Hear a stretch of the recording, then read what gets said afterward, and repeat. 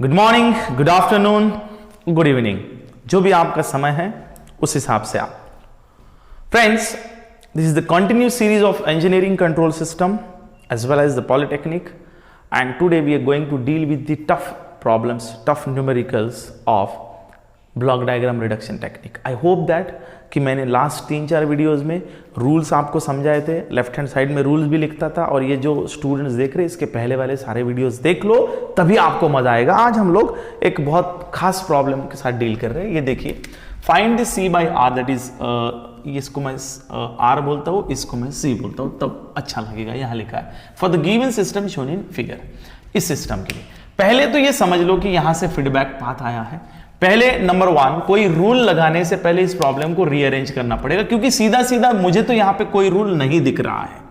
क्यों नहीं दिख रहा है? क्योंकि ये पॉइंट ये सीरीज में हो जाते, ये बीच में आ गए, ये सीरीज में हो जाते, ये बीच में आ गए, ये कोई लूप नहीं बन रही क्योंकि ये दोनों बीच में आ रहे हैं, ये फॉरवर्ड लूप है। तो यहां सारी दिक्कतें हैं। इसके लिए मैं आपको पहले बोलता हूं कि rearrange this problem. I will say rearrange इतना ही लिखता हूं। मैं क्या कर रहा हूं, देखिए, रीअरेंज का मतलब यहां से हम पाथ निकला है h के साथ या h1 के साथ हम यहां जा रहे हैं, और फिर यहीं से निकले और वही h1 आगे जा रहा है। मतलब h1 की फीडबैक लूप यही यहां पे आ रही है और वही h1 की फीडबैक लूप यहां पे आ रही है। तो मैं इसको बाद फिर से ना निकालते हुए यही रीअरेंज कर रहा हूं। आप ऐसा नहीं कर सकते, ये आपके पास सुविधा नहीं है, मेरे पास है। मैं इसको सेपरेट कर रहा हूं ताकि आपको कोई कंफ्यूजन ना रहे, क्योंकि दोनों के बीच में कुछ नहीं है, ऐसा हम लोग निकाल सकते हैं।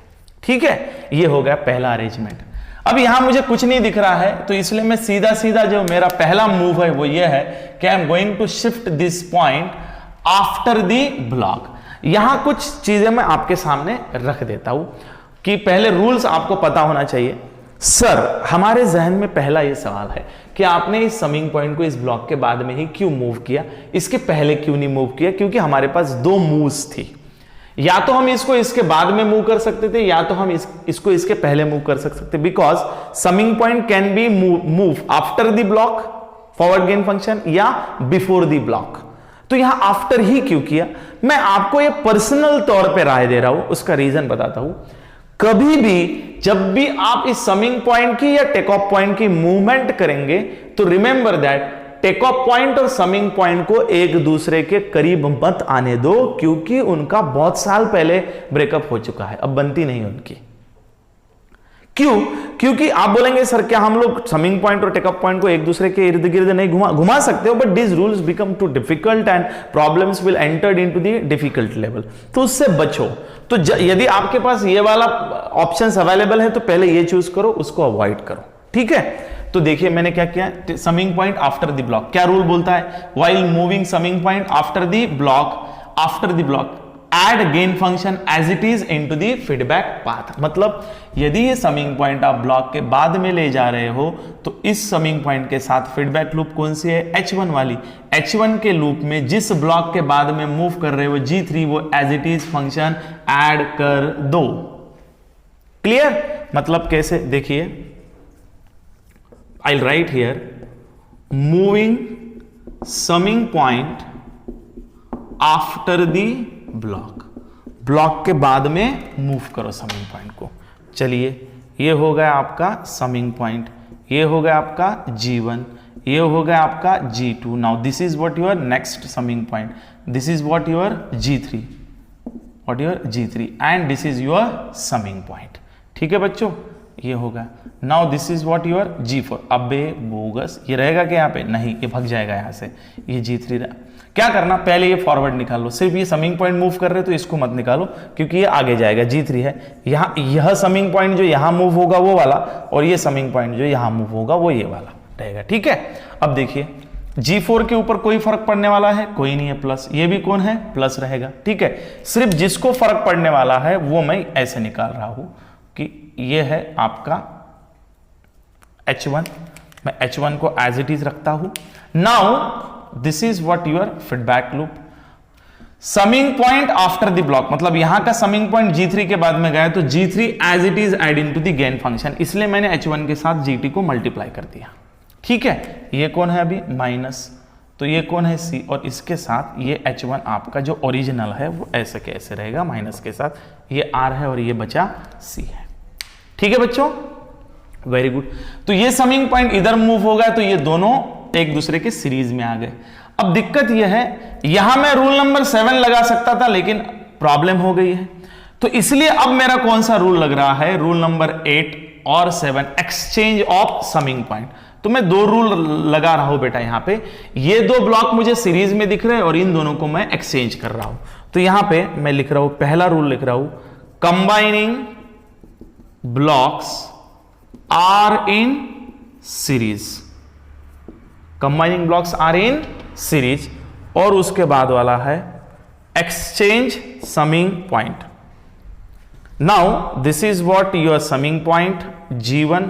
कभी भी मूव करते समय पहले जो चीजें यह इन दोनों को कंबाइन कर लो, तो क्या बनेगा, ये दोनों का प्रोडक्ट G2 इंटू G3, ये प्रोडक्ट आ गया, बराबर है, बढ़िया। Now this is what your summing point, ये इधर आ जाएगा और ये इधर आ जाएगा बिना शर्त के। ये इधर गया मतलब आपका G1 के बाद वाला पॉइंट यहां से निकल के G4, अब ये इधर आ गया मतलब ये यहां पे आ गया, ये प्लस प्लस। नाउ यहां क्या होगा, तो ये इधर जाएगा, तो यहां क्या आ गया, H1 इंटू G3, और ये यहां आ गया, ठीक है, ये हो गया माइनस C और R। लेकिन साथ में ये जो आपका H1 है वो एज इट इज रहेगा, ठीक है, बढ़िया। अब आप बराबर देखो मैंने क्या किया, इन दोनों को प्रोडक्ट में ले लिया, इसलिए मल्टीप्लाई किया।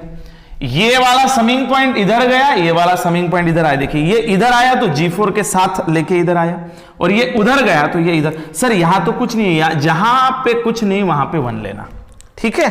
अब इसकी तरफ बराबर देखो, तो ये जो आपको दिख रहा है, now this are the rule number 2 and this is the rule number 7। क्यों, क्योंकि ये दोनों पैरेलल में आके ऐड हो रहे, इसलिए rule number 2, combining blocks are in parallel, इस ब्लॉक को पैरेलल में कंबाइन कीजिए। और ये क्या है, rule number 7, that is called as elimination of feedback loop, elimination of feedback loop, बड़ा सिंपल है। नाउ अंडरस्टैंड, रूल नंबर 2 क्या होता है, जो ब्लॉक्स पैरेलल में होते हैं उसको क्या करना है, हमको कंबाइन करना है। So we are going to combine this blocks are in parallel. So this is what the summing point and this is the G1 as it is। ये रूल नंबर 2 कैसे लगेगा, देखिए बच्चों कैसे लगेगा, G2 प्लस G2 G3, ये product में तो एक टर्म प्लस G4, ये दोनों ऐड में आ गए, ठीक है, ये होगा एलिमिनेट। फिर ये एलिमिनेट करो, फॉरवर्ड गेन फंक्शन कौन है, 1 अपॉन 1 माइनस है इसलिए plus, forward gain function 1 into H1 into G3, H1 into G3, ये आ गया। Now this 3 are in series, और यहां कौन है, ये H1, R और C, these 3 are in, now these 3 are in series।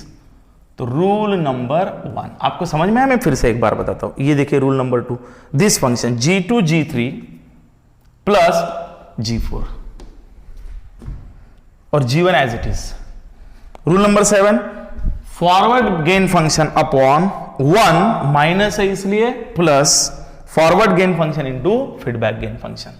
तो बोलिए क्या होगा, G1 multiplication G1 into G2 G3 plus G4 upon divided by 1 plus G3 into H1। कौन सा लगाया, combining blocks are in series, series के block को multiply कर दिया, ये एज इट इज पॉइंट, ये रहेगा H1 और ये माइनस R और C, X। रूल नंबर 7, जो बच्चे अभी थोड़े एक्सपर्ट हो गए, they are able to understand rule number 7। सिर्फ ये वाली टर्म हमको डिफिकल्ट जाएगी हैंडल करने में, इसलिए इसको X बोला। तो क्या आएगा, forward gain function, rule number 7 बोलो, X अपॉन 1 माइनस है प्लस लिए X इंटू H1, हो गया काम खत्म। R और C, therefore C by R is equals to X upon 1 plus X into H1। Now अब इसके बाद में कंट्रोल सिस्टम खत्म हो गया, सिर्फ मैथमेटिक्स बचा है। x का वैल्यू रिटर्न करो, आपका क्या है x upon 1 plus x into h1। What is the value of x? g1 in bracket g2 g3 plus g4 upon 1 plus g3 h1 upon, ये बन गया x upon 1 plus g1 in bracket g2 g3 plus g4 upon 1 plus g3 h1 into h1। हाँ h1, तो यहां पे h1 कैसे आया मैं समझ नहीं पा रहा हूं, गड़बड़ हो गई है। नहीं h1 डबल डबल आएगा because this h1 is distributed, तो फिर से h1 आएगा। मैंने कहा था इसको मैं स्टेप्स में ये इसको मल्टीप्लाई करके इन दोनों को कैंसिल कराता हूं, ये यहां जाएगा, फिर ये कॉमन टर्म कैंसिल हो जाएगी। मैं डायरेक्ट लिख रहा हूं g1, अब आप बड़े हो गए इंजीनियरिंग वाले हैं तो आप जानते हैं, ये इधर मल्टीप्लाई करो 1 plus g3 h1 plus g1 in bracket g2 g3 plus g4 into h1। नहीं, ये इसी को मल्टीप्लाई है तो ब्रैकेट देने की जरूरत नहीं। Then this is your required transfer function, this is required transfer function. So this is what next type of the problem. अभी हम लोग कुछ गेट लेवल के भी प्रॉब्लम्स इसके बाद के वीडियोस के लिए लेंगे। I hope that you have enjoyed today's lecture, आपको ये पूरा समझ में आया होगा। तो आप इस टाइप के बहुत सारे प्रॉब्लम सॉल्व करो, कोई डिफिकल्टी तो मुझे कमेंट बॉक्स में लिखो। और हाँ, यदि आपने अभी तक ये चैनल सब्सक्राइब नहीं किया है तो please subscribe the channel and press bell icon so that you will get the continuous videos. Thank you very much.